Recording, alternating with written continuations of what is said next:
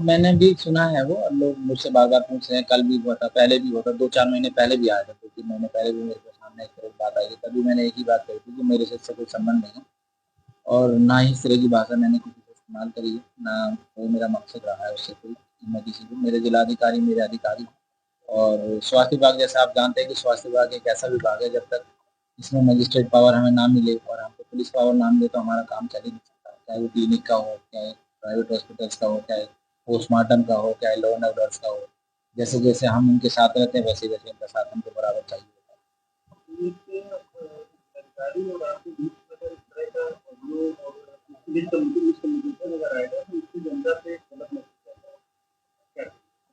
हम मैं वही बता रहा हूँ कि अभी मैं आज मीटिंग में गया था, तो वहाँ मीटिंग चल रही थी सीएम डैशबोर्ड की। वहाँ डीएम साहब मेरे से कह रहे थे कि आप तो एआई हो गए हो।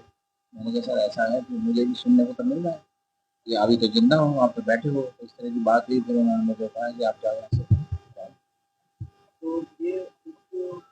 और मेरे हाथ लगा के हाथ पे मुझे दिया, तो मैं तो चला यहाँ से।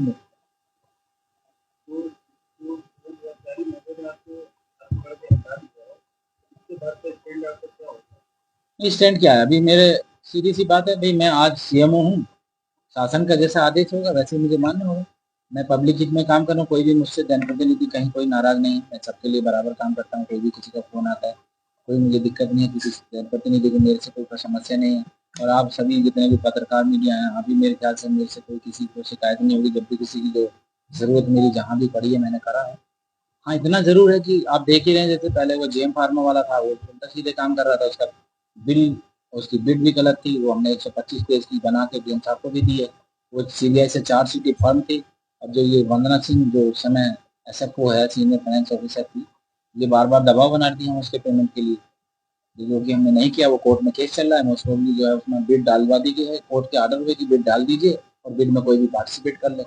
उसका सामान भी अधोमानक था, कम भी था, और 1,30,47,हजार का सामान आया था। जब उसने हमको, जो पहले कमिश्नर साहब थे गुप्ता जी, उनके टाइम में, सर के टाइम में हमको चिट्ठी आ गई थी 4 ही दिन के बाद। हमने 16 दिसंबर को ज्वाइन किया था, और 20 दिसंबर को हमको चिट्ठी आ गई थी कि इनका पेमेंट करें, या इनको इनका जो समाधान करें। फिर हमने सर को जाके बताया कि अभी तक 1,30,47,हजार का सामान आया है, 30 लाख का सामान ही नहीं आया। तो सुबोध उस समय असम्बल स्टोर देख रहे थे।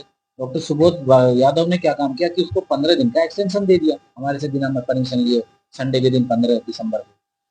देने के बाद में वो हम पे चढ़ने लगा कि मेरे को तो जिस आपके विभाग से मुझे मिला है एक्सटेंशन पीरियड, अब आप मेरा सामान लीजिए। फिर 28-29 के आसपास दिसंबर में उसने अपना सामान सप्लाई कर दिया, 1 तारीख को, और 9 तारीख जनवरी को उसकी सीआरएसी डेवलप हो गई। फिर वो पेमेंट के लिए हमको लड़ाई झगड़ा ये करता रहा। डीएम साहब के यहाँ शिकायत की, डीएम साहब ने हमसे कहा इसकी शिकायत की जो है जांच करके दीजिए। इसी बीच में एसएफओ ने हमको चिट्ठी लिखनी शुरू कर दी 2-3 बार की इनका पेमेंट के लिए लगाइए, इनका सामान आ चुका है। तो उससे हमने कहा भी ऐसे कैसे हो सकता है जबकि सीबीआई से चार्जशीट है। सीबीआई चार्जशीट को तो बिड ही नहीं उठनी चाहिए थी। फिर बिड भी उसको गलत तरीके से दी गई। जो बाकी बिडर थे उनके सारे पेपर पूरे थे, उनका जो इनकम टैक्स रिटर्न था वो 3-3 साल का जो भी उसमें बिड की सेवा सत्य थी उसमें था। और इसको जो है केवल डीएम साहब के करेक्टर सर्टिफिकेट पे इसको दे दिया गया, जबकि ये सीबीआई चार्जशीट था। और उसके बाद जो सामान इसने बाद में दिया उसका बैच नंबर अलग है, जो बिल इसने जो उस पर डाले हैं चैन पे उसका बैच नंबर अलग है। तो अब पेमेंट नहीं हो सकता था, वो कोर्ट में चला गया, कोर्ट में मोस्ट प्रोबेबली जो है खत्म ही हो जाएगा। अब ऊपर आरएन सिंह जो अन्वेषण देख रहे थे, सारा अर्बन उन्हीं के पास था, वो ज्यादातर लोगों को भगाए रहते थे। अब डीएम साहब भी उधर ही गए, हम भी उधर ढूंढना शुरू किया। जिसको भी पकड़ने जो गायब मिलता था हम भी उसकी तनख्वाह बाधित कर रहे हैं, हम भी उसकी एक्सप्लेनेशन कॉल कर रहे हैं। वही डीएम साहब हमसे चाहते भी हैं। सस्पेंशन मेरे हाथ में नहीं है, अगर मैं किसी को निकालूंगा तो डीएचएस से है, तो डीएचएस में मुझे रखना पड़ता है। फिर वहाँ पे डीएचएस में जो डीएम साहब अध्यक्ष होते हैं, वो वहाँ डीएचएस का निर्णय होता है, डीएम साहब की अध्यक्षता में होती है। तो कुल मिला के ये है कि मैं किसी को एकदम से निकाल के थोड़ी भेज दूंगा, कल वो कोर्ट चले जाएगा। अभी सभी नहीं, अभी देखो हुआ क्या है कि जितने भी ये इस तरह के थे जो वहाँ चोर बाजारी कर रहे थे, मक्कारी कर रहे थे, घपलारी कर रहे थे, जैसे डॉक्टर सुबोध हैं, उनको वो क्लिनिक रजिस्ट्रेशन देख रहे थे। आप लोग मुझसे ज्यादा जानते हो कि अब तक कैसे चल रहे थे। एक भी हॉस्पिटल की हमको फाइल नहीं मिली, ना हार्ड कॉपी ना सॉफ्ट कॉपी।